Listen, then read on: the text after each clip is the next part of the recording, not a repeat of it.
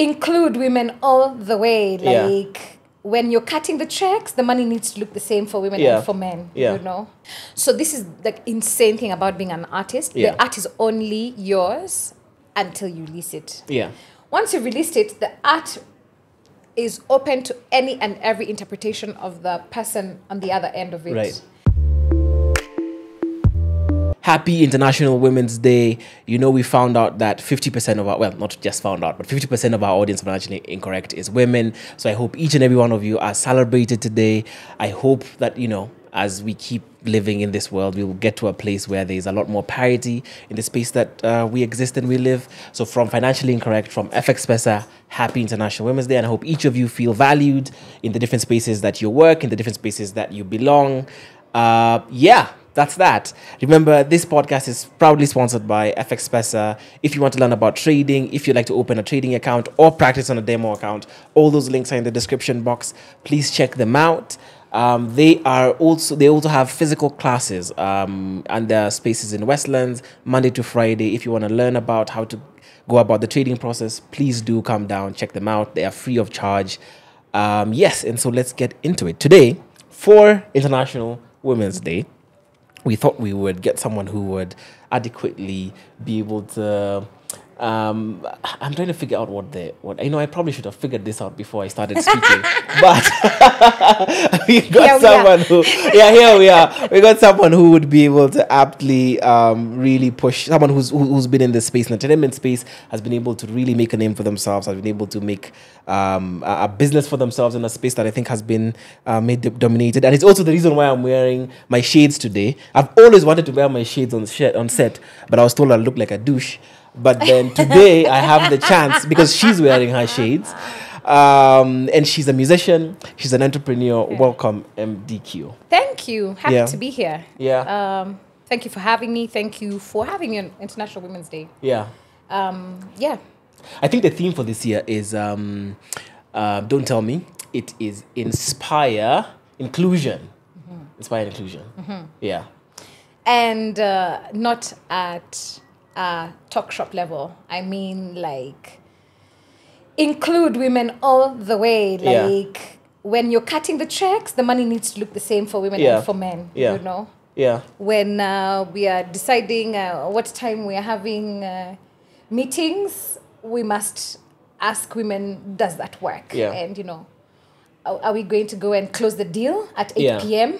At wherever? Or can we close the deal at the hour that makes sense? We must ask, what does it look like when women are rejoining the workforce after they've taken time out to have and raise children? So what does that look like to give women a chance not only to rejoin it, but like to kind of compensate for the time that they've lost when they're out doing the world's most important work. Right, of course. Do you think, I mean, if we talk about the last decade or even the last 5 years, do you think there's been progress? And if I'm even to narrow that down a little home, do you think there's been progress in Kenya?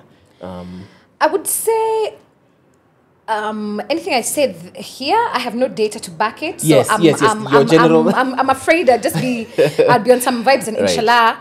I can't say my observation though from the entertainment sector. I definitely see a lot more women in technical areas of the industry. So whether you're thinking sound engineers or music producers or owners of gear, you know, sound staging gear, I think that's a really interesting thing that we've seen. Looking forward to in a few years seeing what the retention of women in the music industry looks like. Right. That's something we've observed over the years, that, you know, kind of when people get right out of the gate, there's almost this balance between men, women, and then as, you know, life progresses, as, you know, both these people enter into, say, family years, you know, the years that people decide to settle down and have and raise children, that we start to see kind of this attrition around women. And so then when you come to the top level, there's very few women who sit at the, you know, kind of in that upper echelon of music, of the music industries here globally. So that's something really that I'd like to see changed, and we're already doing something about it. You know, Yeah. we were chatting with you offline. One of my full-time day jobs is I created and I run a thing called Perform Music Incubator. Yeah. The whole purpose of Perform Incubator is to develop the skill set, the technical skill set in the industry. So whether it's artist managers, publicists, event producers, engineers of all kinds, music, just really building that business acumen, that entrepreneurial acumen, and then also just upskilling so that even if you don't want to be an entrepreneur, you can get into the job market and you do have, solid, the skill for the work, exists. Right. And a big thing for us in the incubator is that we are disproportionately, skewed towards women and also non-binary folk. I think that's a thing that when you're future projecting, we can't just be thinking of men and women. You have to think about all the people who are non-binary and all the people who will be non-identifying as we're moving forward. Yeah. And just like making space for that them to be welcome. at a project design level, but also at an execution level, and just holding ourselves to that high standard and saying just keep working toward it. Yeah. Okay. Let me take my shades off now, so Yeah. that I can ask you. I can ask you some real man. questions. Yeah. That was like my 10 minutes of We'll see. Superstar. Yeah. We'll see if I can do that again sometime. But today, your project is launching today. Yes.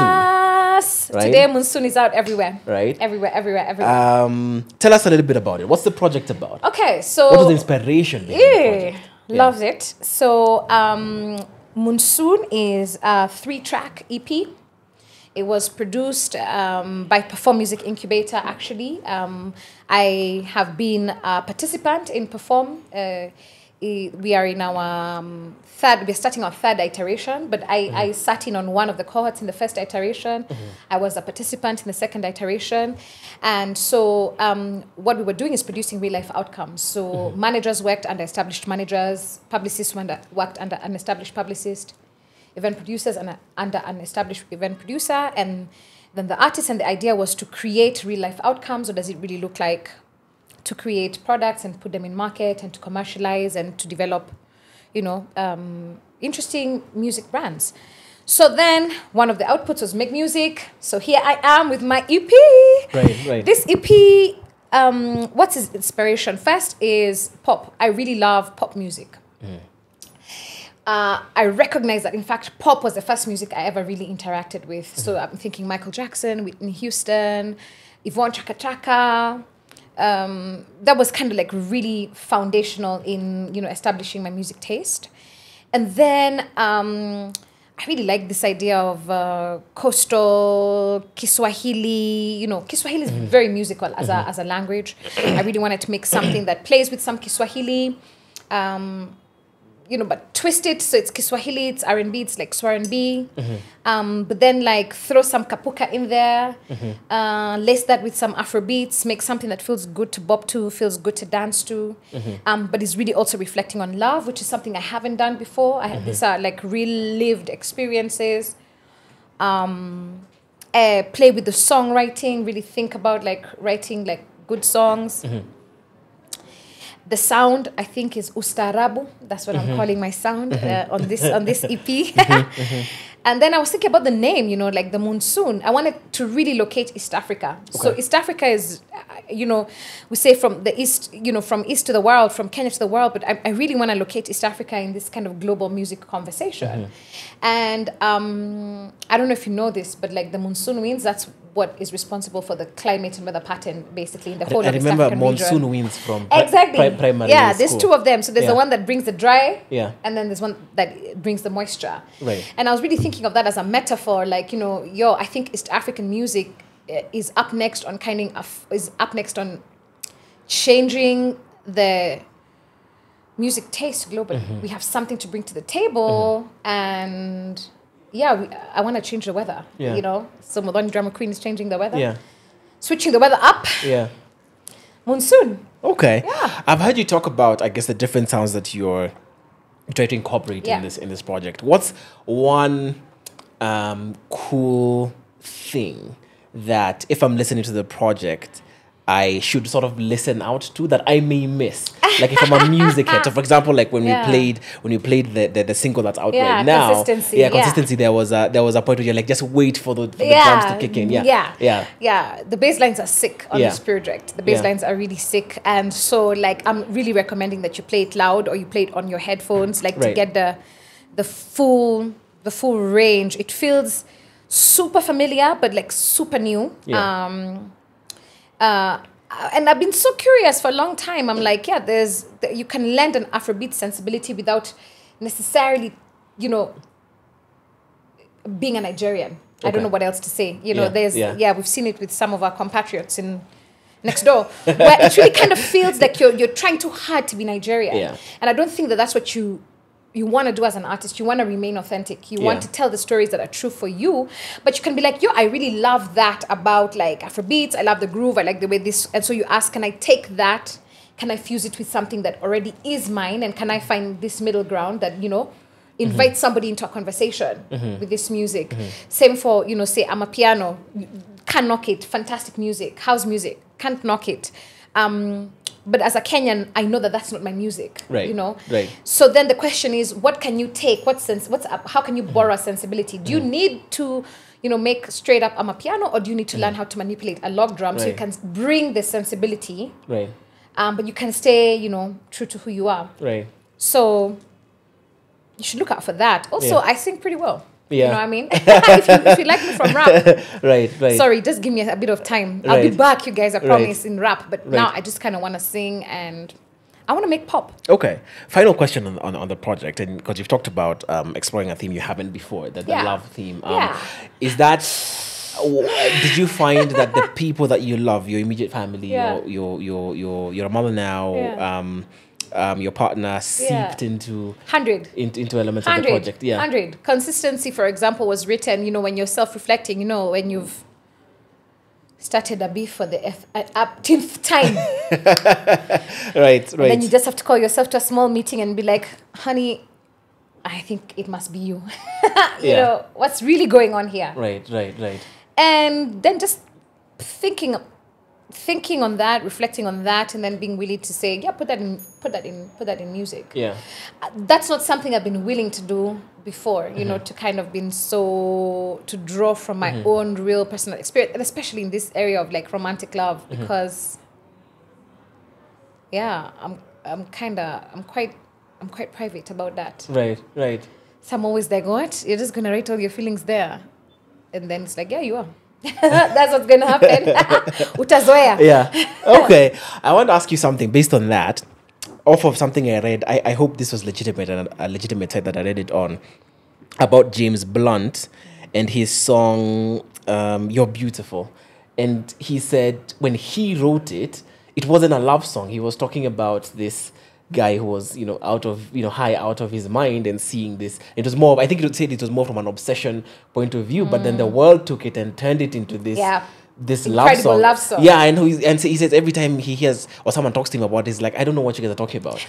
do you with any songs that you've written, have you felt the same? And would it be strange if people interpret your music in a way that you didn't intend for them to?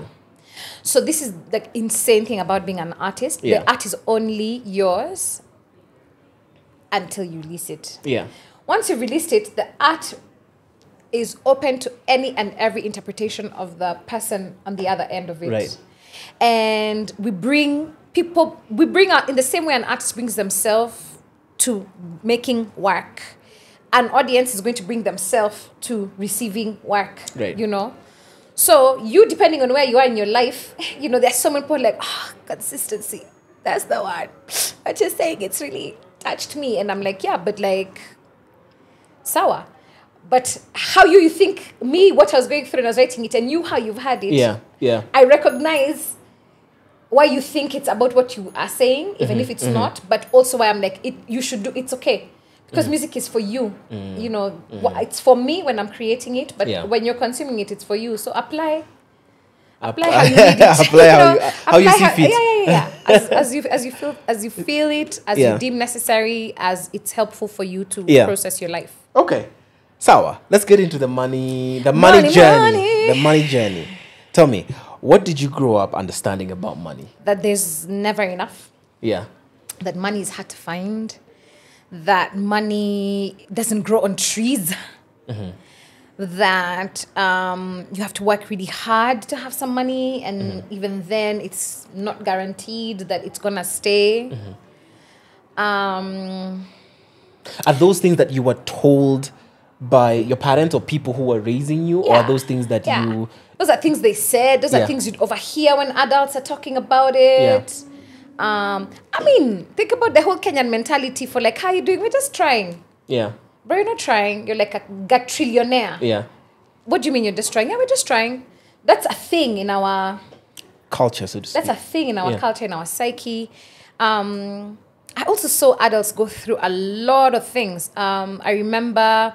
that was 97. I was still a youngin, but I remember knowing that there was a thing called structural adjustment programs, because a lot of adults who worked in government service just woke up overnight and they had been retrenched.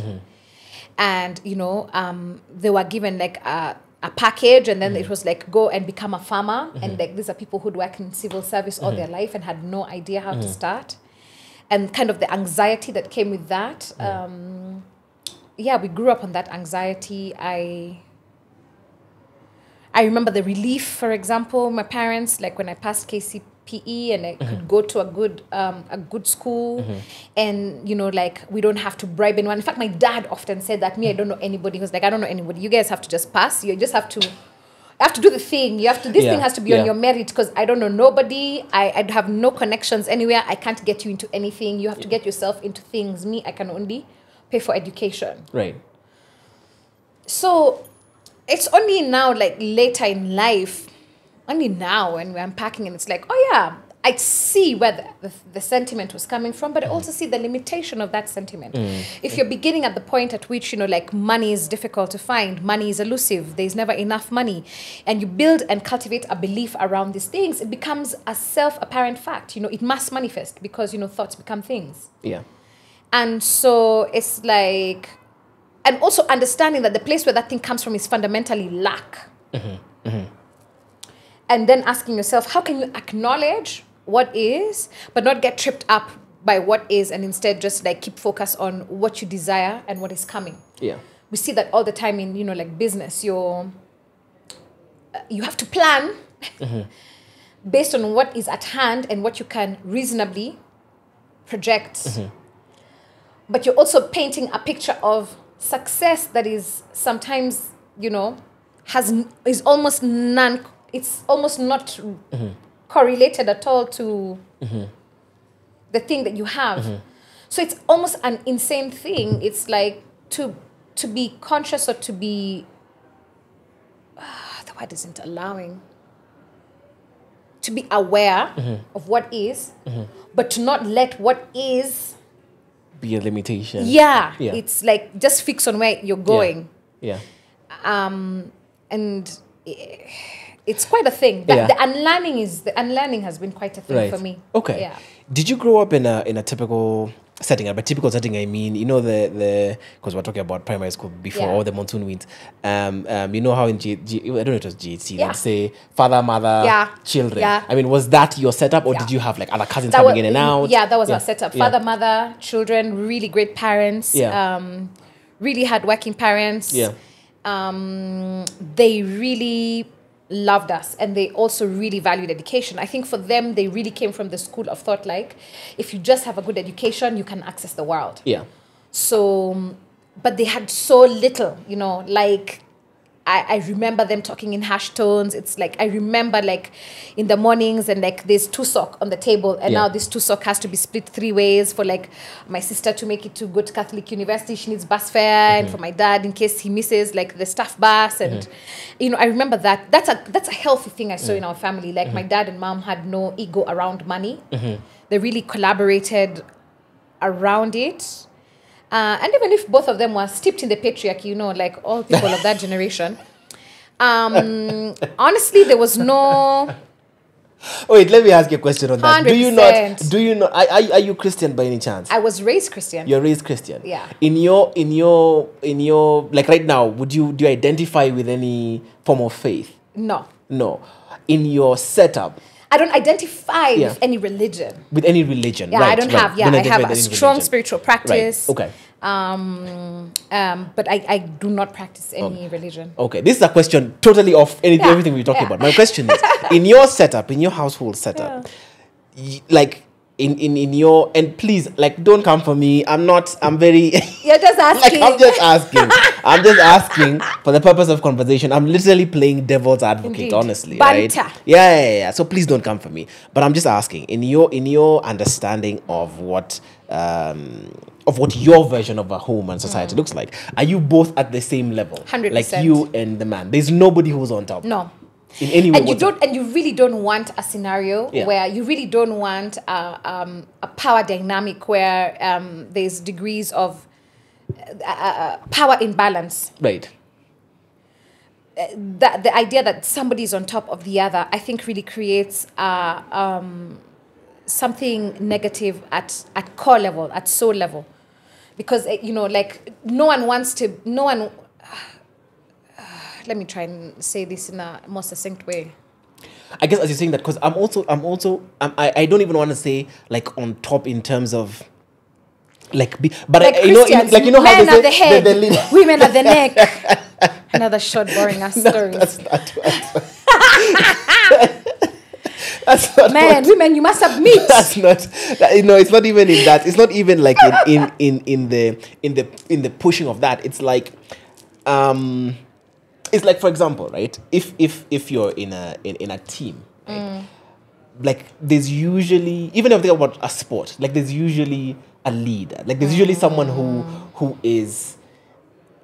more often than not would make the decision or the final decision with input from and I'm really not saying this in any way to try and push the patriarchy. I'm just trying to understand. Yeah. I guess in your context, like it's literally 50-50. And does that also then mean responsibilities are 50-50 across the board? What I think first is before you involve any other human being, so just by yourself, there's a need for you to come to an awareness that this really is your life. Yeah. And that you really are responsible for your life and for what you create with your life, in all spheres, spiritual, mental, financial. And then there's just things that need to be done, right? And so then you just kind of build within yourself the system to allow you to do these things, right? So my world is music, so I think like a mixer board, right, with all these knobs. And so what you're always looking to achieve is kind of like some degree of balance across these things that you're doing, but you have to believe that you are responsible and you're capable for those outputs. And then your partner has to believe that they're responsible and capable for their own life and their own outputs, right? And then when you come together, you're like, right, so what's kind of like our, what's the path that we are charting? Right.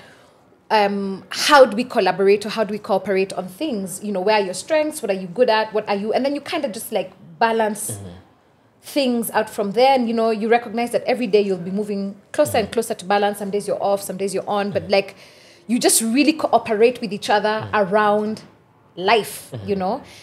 What I mean by patriarchy is kind of like these firm decided roles. Or men are the head of the household. Women are responsible for domestic shopping. The man is responsible for paying rent. The man is meant to pay school fees. The woman is meant to do house shopping. I think these things tend and end up to become traps. Right.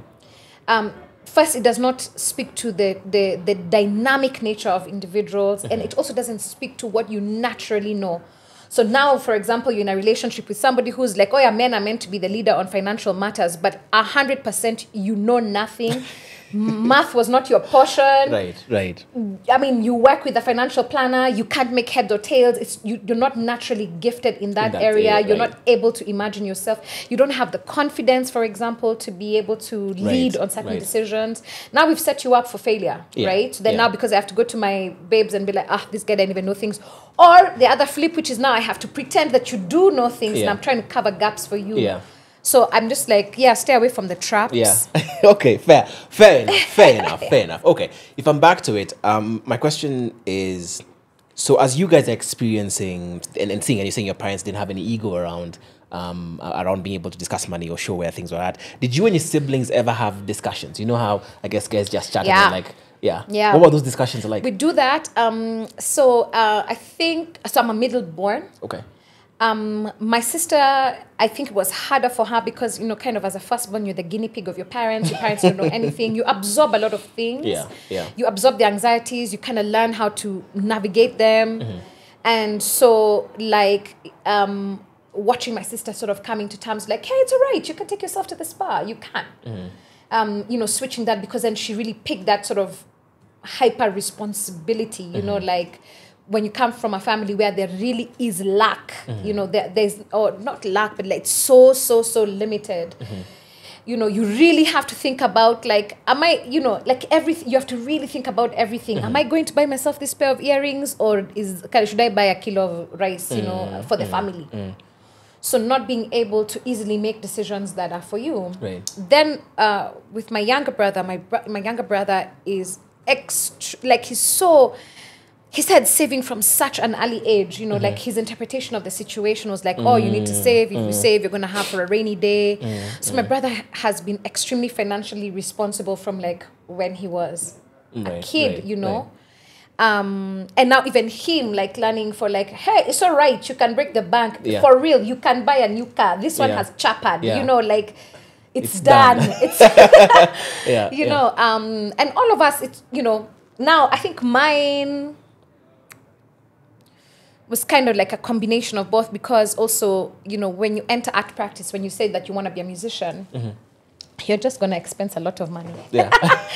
Like you just spend, you know, on developing yourself, on studio, on rehearsals, on your image, on your...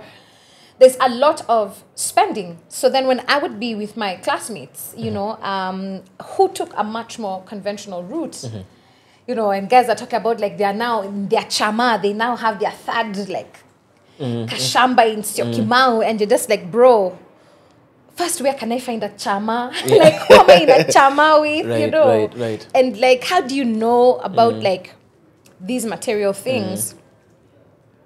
An entrepreneur journey is it's really isolating in that sense, and also in the thing that I've been building for years. It took years even for me to be like, oh yeah, this is,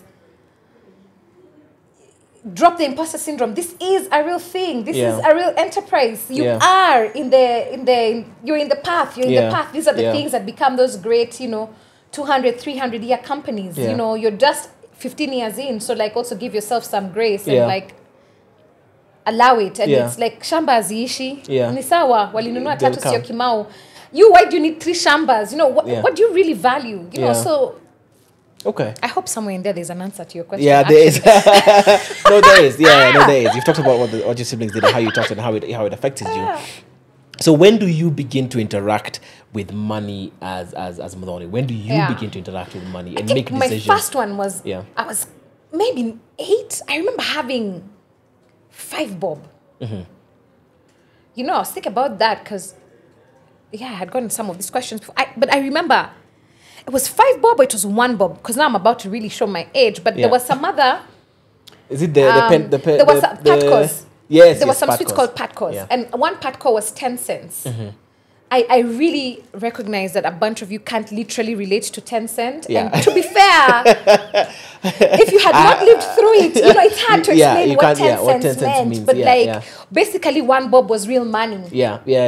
Like you could go and come back with stuff. Yeah, because like 5 bob was like lunch money. You know, if you're not going to eat hot lunch, like if you had 20 bob, fam, you're overballing. That's break and lunch and money for my MB and cool after like school. You know, like you can't get, like, you know, there was a 5 bob note. Like, let's put it that way, like context, But I remember having that money and my first decision being like, bro, I'm going to buy some patkos.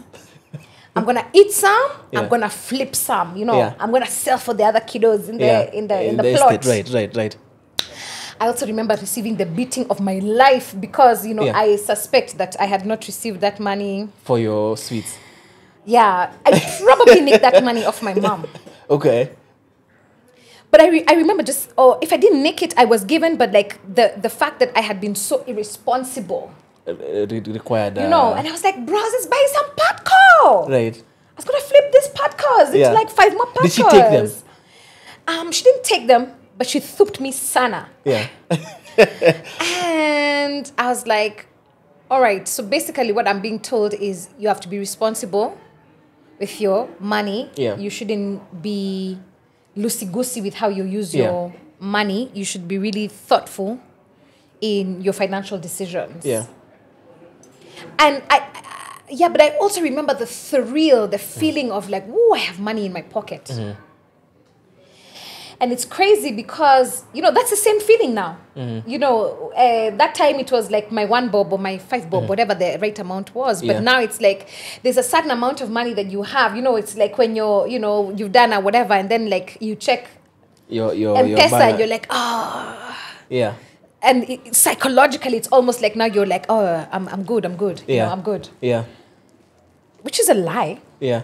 You know, which is a lie because, you know, none of that can buy you life. Right. At the end of the day. Okay. So I guess that's your sort of first That's my first experience of money. Yeah.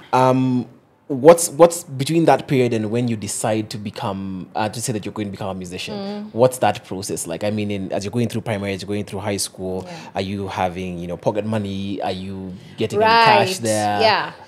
So pocket money really came in high school. High school, I guess, when I learned the idea of personal budgeting. Okay. Because my dad has given you 2 sock, and like you've been dropped off at my girls' school Nairobi. It's the beginning of the term, and you're not gonna see those guys till midterm. Yeah. And you just know how that 2 sock is gonna get you there. So initially you're like, whoa, I have 2 sock. Then it's like, oh bro, I have 2 sock. What am I gonna do with this? You know? So learning that how you spend money is a choice. And what are your motivations for money? Really early I kind of stumbled onto the idea that it's not the thing itself, it's kind of the thought behind it. So in my girls we had a tuck shop. So you could very often buy buns. I don't know if, so it's, it's a bun. But it's not the bun. It's like kind of the comfort. What that thing was a symbol kind of comfort and of a little bit of home, a little bit of pampering. But the bun is kind of the symbol. That's the symbol. Yeah. That thought has served me well as, we've progressed in life and, made more money, lost money, made more money, looked for money, written grants, like kind of just recognizing that quite often it's not the thing that you're looking for. It's kind of what you believe that thing is symbolizing. You're trying to fill a gap with that thing, and therefore consider that, maybe you don't really need that thing. Maybe what you want to do is to sit with that gap you're trying to fill. Right. And of course, there's just times when it's like, just buy the thing, honey. You know what I mean? Like, buy the holiday. Go rest. Rudishia mwili asanti. That too is part of the process. Okay. Yeah. So when do you decide to become a musician? I decide that family at, I think I must have been 21. But to be honest, I knew from when I was maybe 5 or 6. Why would you say that? Because, I loved it. I loved music. I loved entertaining. I loved putting on a show. And not just music, I mean entertainment at large. Like I'll be in the church skit for Christmas or for Easter. I'm going to be in drama festivals and music festivals over my primary or my high school. I'm volunteering for the public speaking competition. I always really loved kind of just that entertainment element. And I voiced that very early in our home. My dad kind of was like low-key, like, but my mom was like, definitely not. What are you talking about? Like, can you think about a real career? Right. And there was a lot of pressure, I recognize now, because from when you're young, people ask you, what do you want to be when you grow up? You know, and I never thought to say things like happy or satisfied. You know, it had to be A thing. a job. Right. And so then what that really creates is learning to game the system. So then, since I know my parents are not about this, like being a musician, I'm going to do very well at school so that then I can have my thrills. I can keep my music and my drama and my theater as co-curriculum activities, or extracurricular as they were called at that time. Right. And then, you know, at 21, I'm done with St. Mary's School. I've gone to school which is so arts forward. I've been in musicals. I've met a friend of mine called Jerry. Her sister's like, you guys really need to put on like a thing. So we start songwriting, we're doing voice classes. Then we actually put on the thing. We produce our first showcase. And the process of producing that first showcase, I was like, I really just want to do this. This is literally what I want to do. I want to put on showcases. I want to make music, and then I want to think about how to present that music, and then I want to present that music, you know. So I guess, you know, that really happened when I was at 21. That's when I chose it, and I was like, okay, right. So what are the steps that are required? What do I do now that I've committed to being a musician? Was there ever a conscious connection between you wanting to make money and at this point in time in your life when you're saying you're putting up this first showcase or wanted to be a musician and you pursuing music, or? No. So perhaps because we didn't have money growing up. And maybe also because my dad might have said that, you know, money comes. And maybe, you know, kind of on my own spiritual quest, kind of just understanding that what you want, you attract. You can't chase it. I've never pursued money. So from the beginning to this day. No, you know, when guys are just like, yeah, wake up and grind, we're chasing money.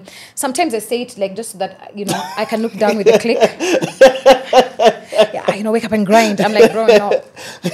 We only grind coffee. No chance. Right. No, I don't chase money. My experience has been that money comes. So my first relationship with money is for its practical necessity. So when making music, when we're putting together the first showcase, you have these hard costs. Therefore, you need to make money to meet these hard costs. Okay. It had never even occurred to me what happens when you have, now after you've met your hard costs, then now we had money. Did you charge people? Yeah, we charged people. So you're charging But we were charging people so we can get money to go to studio. Okay. Right? Because then our friend was like, yo, you guys need to do this music thing. And we're like, yeah, but we can't afford to go to studio. So she like, make a concert so that you can have some money to then now go and pay for studio time. I'm like, dope. So now we've done the concert. We have 36K. We're like, yes, now we have money to go to studio. And for years, that was really, you know, the point. It's like I'm making money so that I can use it to facilitate the things that I want to do. So at the first blankets, for example, it's like, oh, you need to make, it's cost you 100 G, so you need to make 105 back, you know, so that you can make sure you've paid your cost and you have 5 Gs to put back into the next gig. And just having a very poor relationship with money, so that it's after you now have even put back feeling guilt about paying yourself, for example. And it's like, yeah, but, you know, so thank God my business partner at that time was like, yeah, but you have to pay rent. And I was like, oh yeah, that thing. So you have to pay yourself because you need to pay rent, then you need to eat. Yeah, but for years it was just pretty much shit. Yeah. You know, there's barely enough to go around. So sorry to cuss on your pod. I should have asked you, am I allowed to cuss on this pod? It's Can fine. I? Colin You said can it's bleep fine. it? Okay, Colin said cool. it's fine. Yeah. Let me pull back a little. I want to understand the time frame between when you're doing your first showcase and the first my blanket. God, yeah. And then I also understand in between that time frame, how are you surviving? Yeah. How are you meeting your costs? Are you living at home? Yeah. Have you moved out? So the first concert, the first showcase Yeah, ever the one with where my you're friend making Jerry. 36K, Yeah, that was, I was still living at home. Yeah. This was like literally at the beginning of my uni. Okay. And then, sorry, my nice No bling. problem. We're trying to be off. less formal on this Thanks, podcast. yeah. I'm telling. So I you keep guys, telling it's the the cost of producers- flyness. Sometimes, you know, things fall. Yeah. Honestly, even on stage. Don't be fooled. Yeah. I'll put it back. But yeah, so the first gig And when I did blankets, I think maybe that was a 4 or 5 year gap. Okay. So there were some years there where I was in uni. And then I finished uni and I lived with my mom. I lived at home for maybe another 2 years, I think, about. And then she wanted to move back to Matasia. And I was like, nah, mom, me, I'm a city girl. Yeah.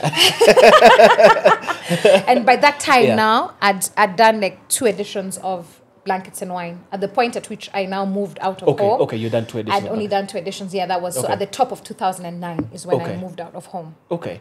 And before, so while you're in uni, I guess your folks are funding, supporting. No, not at all. Oh, please don't ever be fooled. Oh, really? Actually, it was such a big bone of contention with my mom. For years, we lived in World War III in our home. Okay. Because this is not a thing that she could just onboard. There is no evidence that this is a real thing. That hautapotea. So the conflation of religion and then your parents' highest dreams for you. Parents work so hard. So that, I mean, a good amount, of course, there's some very crazy, lazy, shady parents. Right. But my parents were the good, hard work, pour everything, give your kids the best chance at their future. Let them experience things that you don't even have the capacity to imagine, right? So when I first traveled out of the country, my mother had never traveled, outside of the country. So she you know what I mean? She didn't even have that kind of ambition, like how am I going to travel out of the country, She was a primary school teacher. Yeah. It's Kenya. How much do primary school teachers earn unless you're working like in British system or IB schools, Right. She wasn't. For many years, she was just working for the government. And then... So in that So she wasn't able to support the thought. Yeah. I don't blame her. In fact, I really love her for that because she was so firm about it. She's like, I'm not on board with this thing. Yeah. So it means I have to really, it told me in my head I have to really succeed because I don't have a plan B. Yeah. Like I don't have that cushioning. I don't get to try and fail and then come home and be like, oh, it didn't work out. And then my mom hugs me. It's like, oh, don't worry, kid. Yeah. Let's just do X. Like first we've lived our whole life knowing my parents know nobody. They have no networks of anybody who can get you anything in the world. Yeah. These guys are also Christians. They're upright. They're not going to bribe nobody for you. So like you, bro, just work it out in life. Yeah. So my mom's firmness really made me realize when I made this decision, it has to be for real and I have to go all the way with it. And that she's already given me more than she had, at the point at which she was sending us to uni, my dad had already passed away. My mother didn't have a degree. And she's, between her and my dad, they'd worked and saved and they'd put enough that they could pay for us to go to university.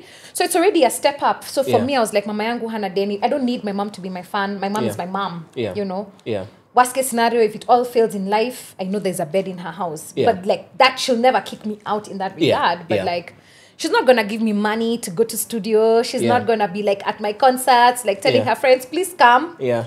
No, for years, my mom actually told her friends I'm unemployed. Yeah. We are waiting on the Lord to find us a job. We are trusting God. Yeah. I can also understand. Low-key, she was bitter, bro. Like, you've spent guap putting somebody through USIU to do international relations. She's like, my daughter, the diplomat. Yeah. Then I'm just there, I just want to sing some songs, play a drum, do some raps. And she's like, you must be literally insane and ungrateful and throwing your life away. Yeah. And maybe this is a phase. I've been sent to my uncle to mentor me, to have a talk. Yeah.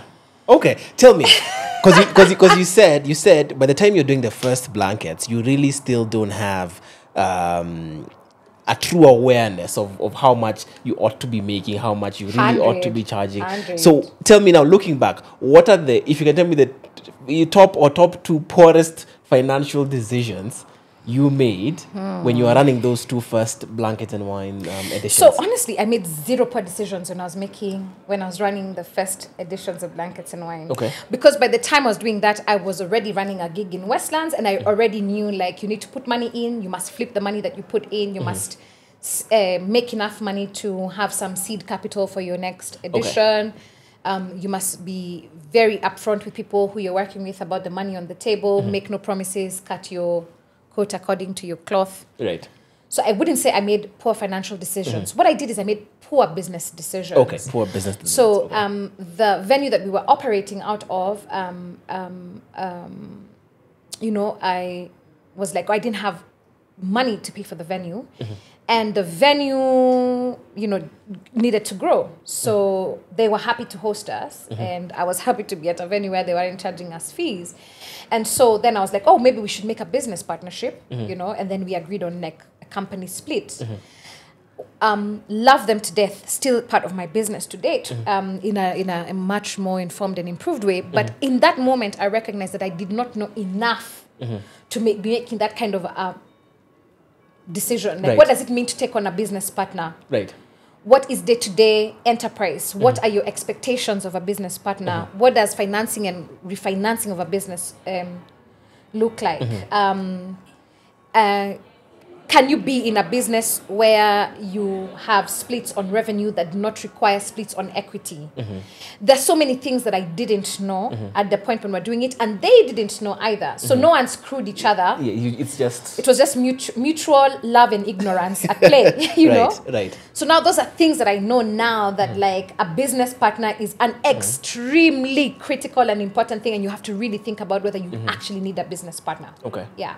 Tell me about because I've heard you sort of talk about your models. It seems to involve there's the money you make, there's the money you put in, there's the money that you need to, as you said, flip. Yeah. And then there's the money you need to be able to put in for your next gig. Yeah. So like if you could break down for me what your principle of running an event and the money that you make from it looks putting like. a record out, for example, because when you're an independent artist, it's the same sort of principle. You have to have the money to do the thing at hand. Yeah.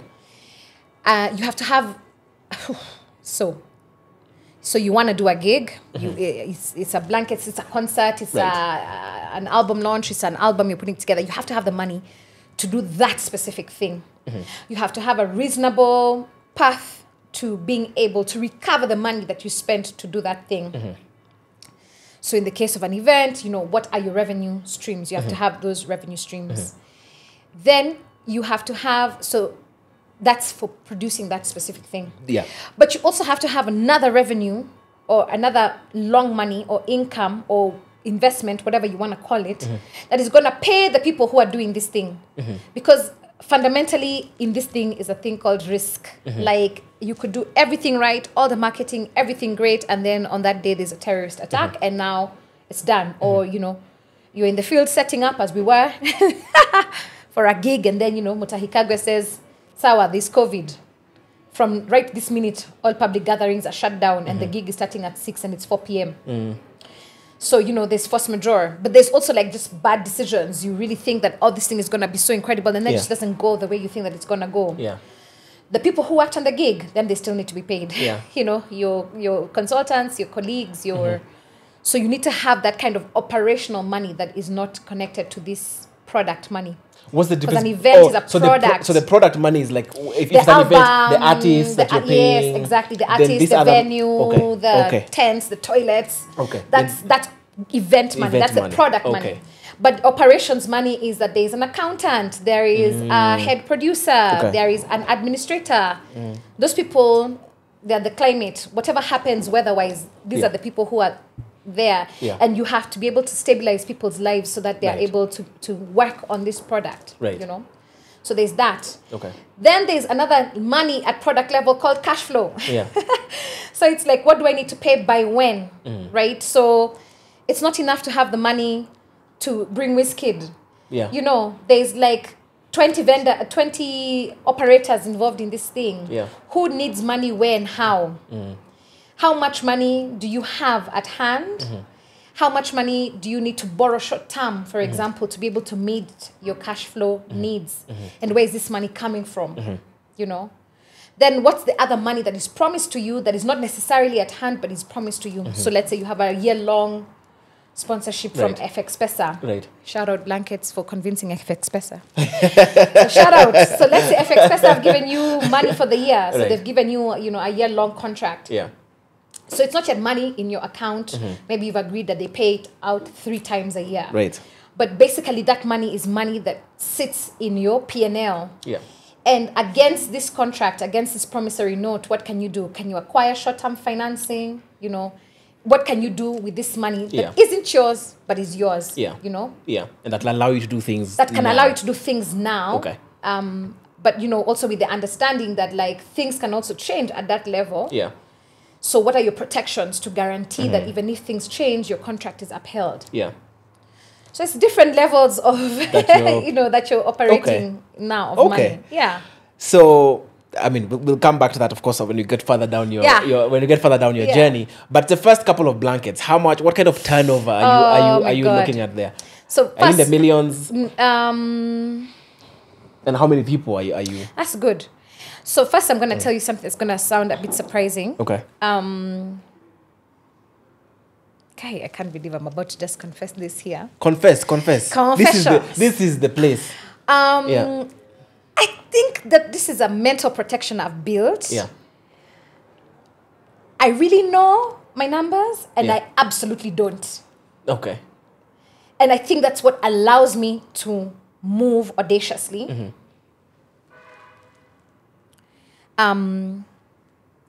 Because I've also lived through those moments where it's like the number is so crushing on your imagination, and like this, it instills a lot of sort of fear and limitation. But I can give you a sense. Like at the beginning, it wasn't really big. Like my all-in budget was like 100 Gs. Okay.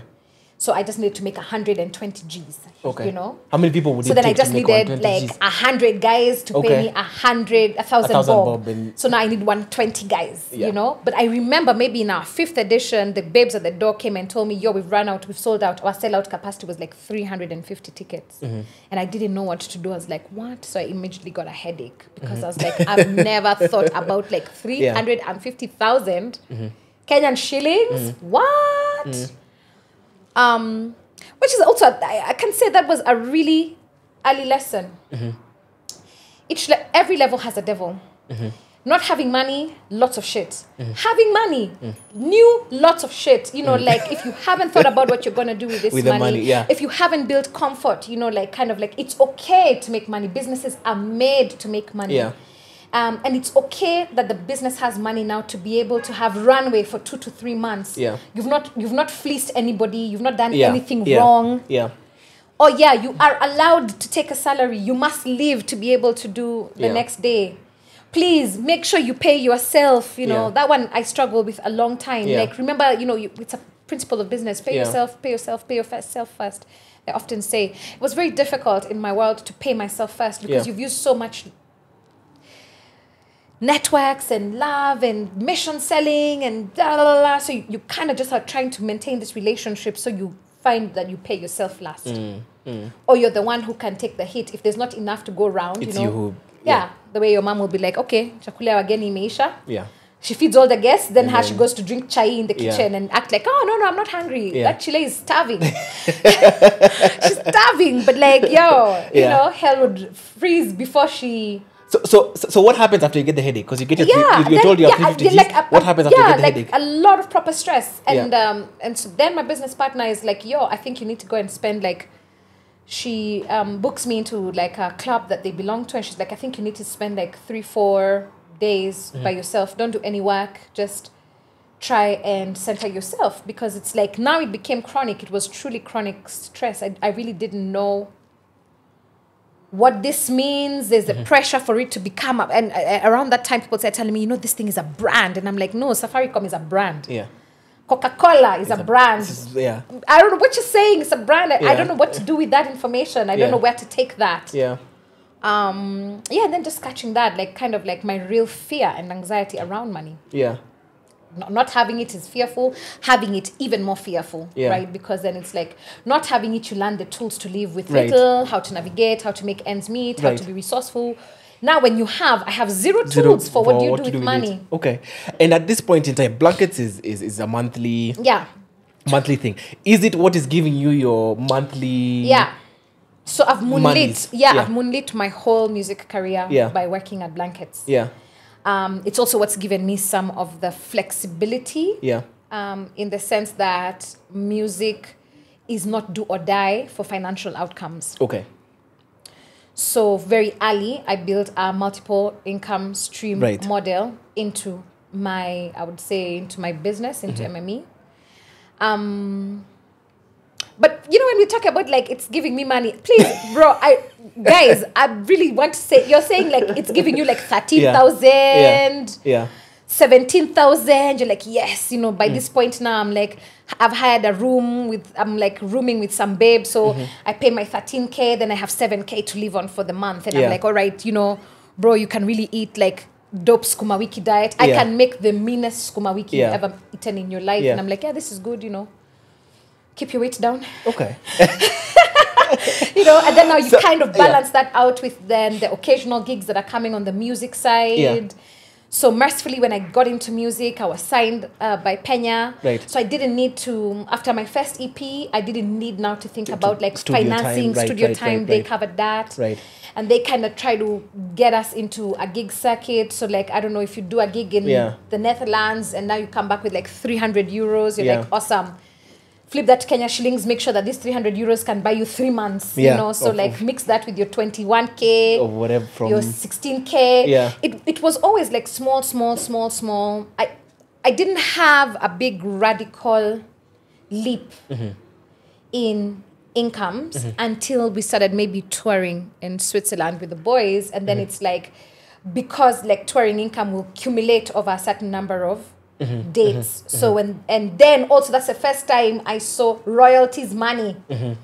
Like you're just sitting, then you get a notification from your bank that you have royalties. Sorry, Kenyan artists, definitely can't relate with that.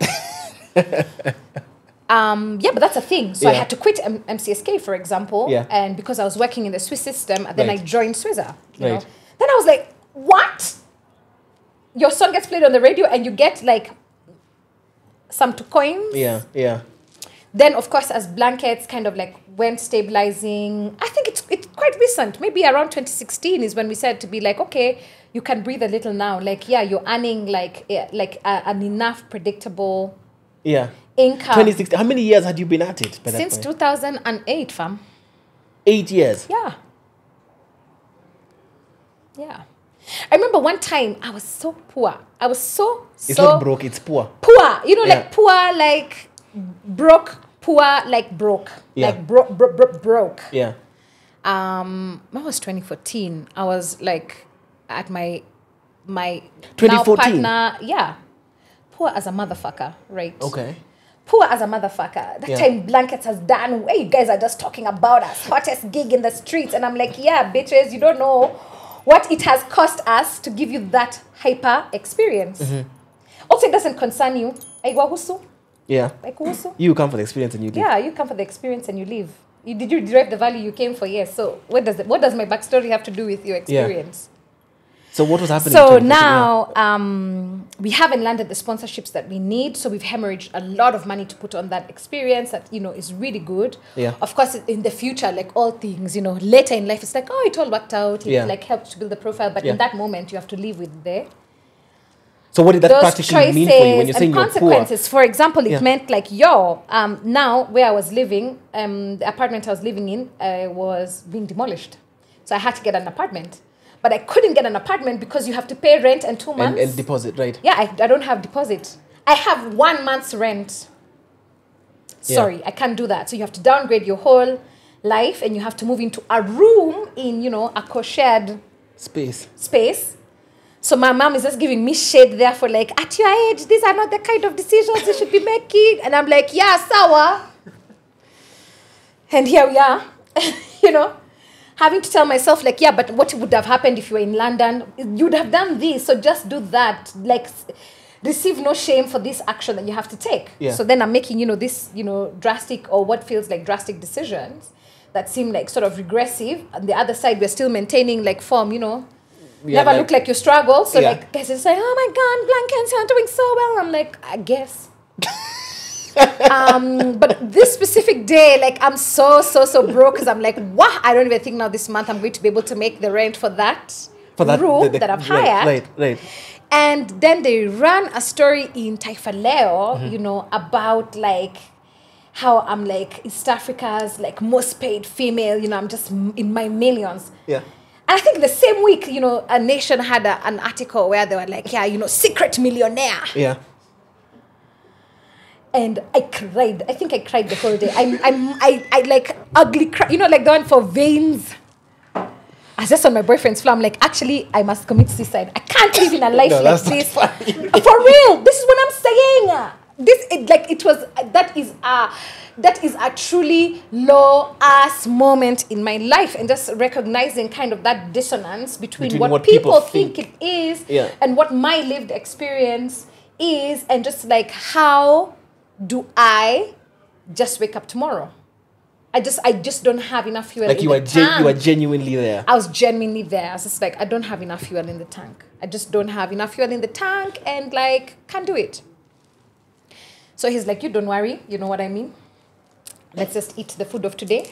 Tomorrow will take care of itself. And it usually does, you know, because in that year, we'd recorded some music with my Swiss producers in 2013. There's a song that, for whatever reason, took off in Switzerland in 2014.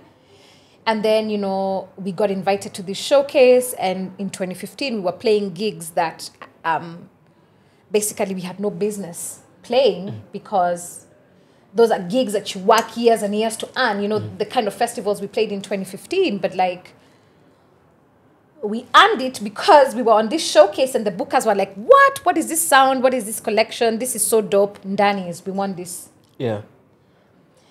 But 2014, that year was like hell on earth. That was my worst. Yeah. That was my worst year. Yeah. Like, we were trying to reinvent the festival also. We were so sick and tired of the format we had been doing for years. That was 8 years in. You want to switch it up. I was like, you know, maybe we can do like multiple stages. Maybe we could try things. Kenyans are like, who told you? We just want one stage.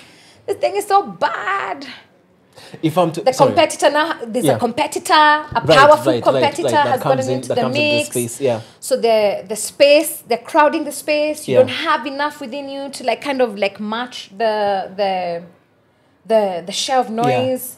Because I think I remember at some point in time it was almost like a decision. Like, are you going to go for blankets, or are you going to go for this other thing? Our competitors. Yeah. Anyway, if I'm to work you back, right, to the point where if you're to tell me when and what happened that allowed you for blankets to scale, to now move from, you've said you're doing 350 people, to now when you're talking about thousands, right? When you're talking about thousands of people now and offering experience for thousands of people.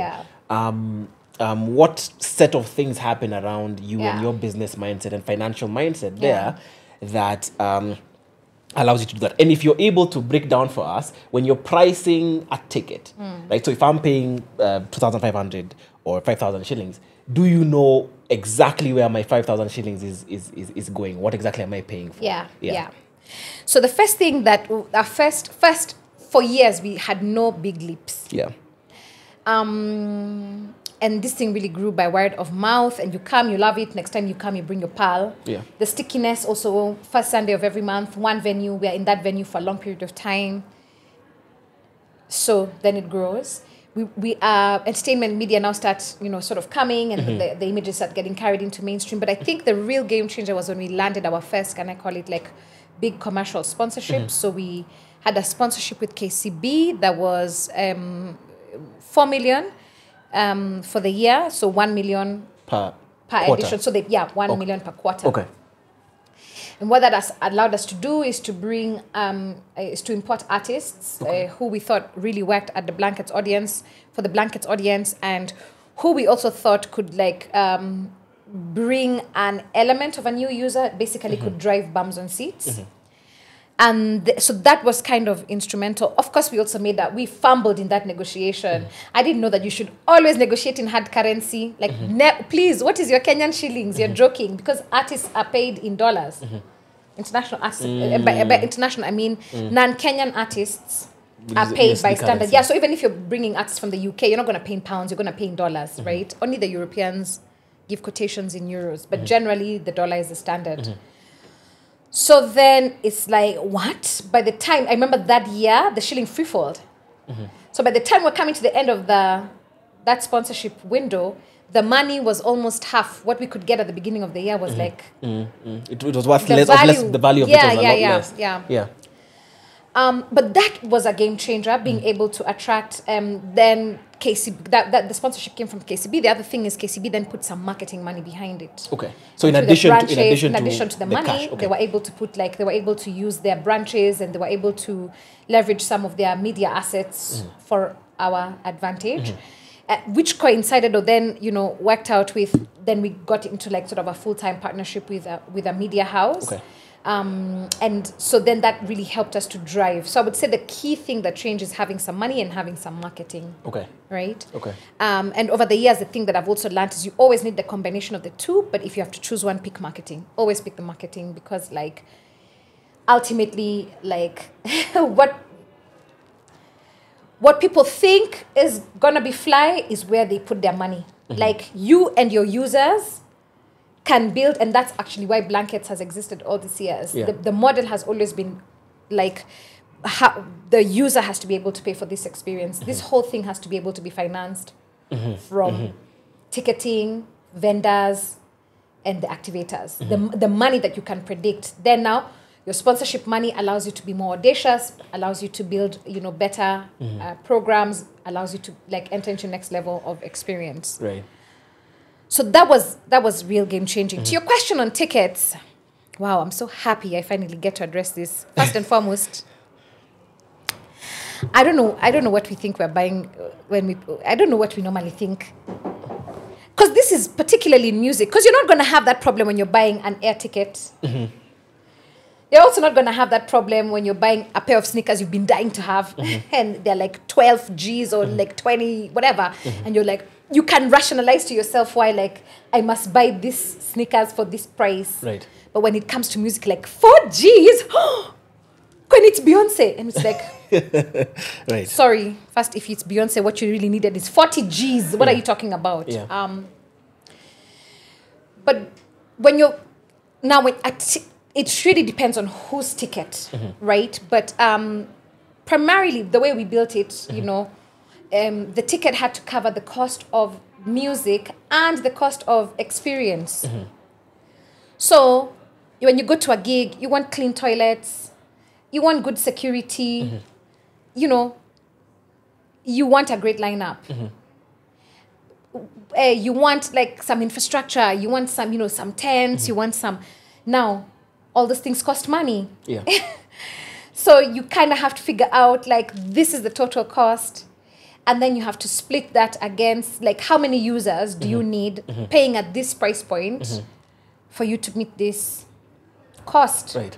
So your ticket covers all those things. In that 4 Gs, there's all this like pockets, like 20% has gone to this, 30% has gone to this. Yeah. And so it's really disingenuous when, as a user, you think that like, oh, but like this artist who I can just see at Alchemist, why am I paying this much? Yeah. Right. Also, like in the case of a festival, you get like ours, you're getting 8 artists on the main stage and like 5 DJ producers on the second stage. Right. So even you just do the math in your head. This artist just divide. Yeah. Just take that 4,000 and divide. Where are you really going to go and watch that artist who has made you leave your house? Yeah. Like pick whoever that artist is in the program. Yeah. So 4,000 divided by 8 is what? What's that? 5 sock? Am I lying? Yeah. Okay, cool. Just tell me which gig of Nyashinsky you're going to go and pay 500 shillings. Yeah. The answer is it doesn't exist. Yeah. Yeah. Okay. So sometimes I think that we tell ourselves lies as consumers. Yeah. And I think it kind of comes from there's a low-key belief that, music should kind of be cheap. In this market, music is free. And maybe I can pay 2 Gs. Maybe I can pay 3 Gs, you guys. Yeah. But if you want me to pay 10 Gs, you guys have to give me like, you guys just be Lil Wayne. Bro. Right. But you also want like all these other things that are really important to you. You don't cost the experience. You don't cost the experience. You don't cost the time of the people who are doing that work. Yeah. And then guys are like, yeah, but you guys, there's like 10,000 guys here. You guys, everyone's getting 5 Gs, these guys are just making money. Okay, cool. You've not also factored KRA. Yeah. stop it. Yeah. Yeah, entertainment costs. Okay. Yeah. I hope that has been helpful. Please. I think so.